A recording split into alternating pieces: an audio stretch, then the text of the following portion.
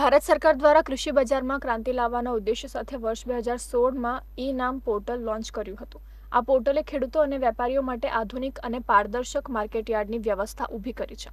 આ વ્યવસ્થાથી ખેડૂતોની આવકમાં વૃદ્ધિ થઈ રહી છે। ઈ-નામ પોર્ટલથી ખેડૂતોને સીધો લાભ થઈ રહ્યો છે। ईनाम में हर खेडूत को हर उसका रजिस्ट्रेशन करवाने की अच्छी सुविधा मिलती है। बाजार समिति ने कौन सी कमोडिटी का क्या भाव चल रहा है, कहाँ उसका ट्रेडिंग ज़्यादा हुआ था, उसकी पूरी डिटेल मिलती है। ट्रेडर को भी उसमें रजिस्ट्रेशन हम कर सकते हैं। ભાવનગરના કિશોર ચૌહાણનું કહેવું છે કે ઓનલાઈન વેચાણથી તેમની આવકમાં વૃદ્ધિ થઈ છે, જ્યારે ખેડૂત મનસુખભાઈ કહે છે કે ઈ-નામ પોર્ટલથી વેચાણના કારણે ખર્ચ ઘટ્યો છે અને નફો વધ્યો છે। ઈ-નામ પોર્ટલથી ખેડૂતો સાથે વેપારીઓને પણ લાભ થઈ રહ્યો છે। વેપારી હર્ષદભાઈ સોલંકી કહે છે કે ઈ-નામ પોર્ટલથી ઓનલાઈન વેચાણના પગલે પરિવહન ખર્ચમાં ઘટાડો થયો છે, જ્યારે ઈ-નામ પોર્ટલ એ ભારતીય કૃષિમાં ડિજિટલ ક્રાંતિ લાવી રહ્યું છે।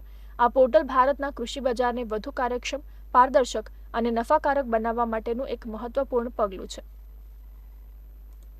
સર, આમાં તો અમારા ખેડૂતને તો બહુ બેનિફિટ રહેશે, કારણ કે આ સરકારી યોજના ઇનામમાં જે કાંઈ પાક કરવી એ એમાં ફોટા મેકવી અને એ સીધો ડાયરેક્ટ વેપારીને જાય અને અમારા માધ્યમથી જે અમને સારો ભાવ આપે એ વેપારીને અમે મોકલીએ છીએ। એ કે ભાઈ એને માલ 2-4 દિવસ ગોડાઉનમાં રાખવો, મજૂરી ખર્ચ હોય, વાહન ભાડું હોય, એ બધી આમાં બચત થતી હોય છે।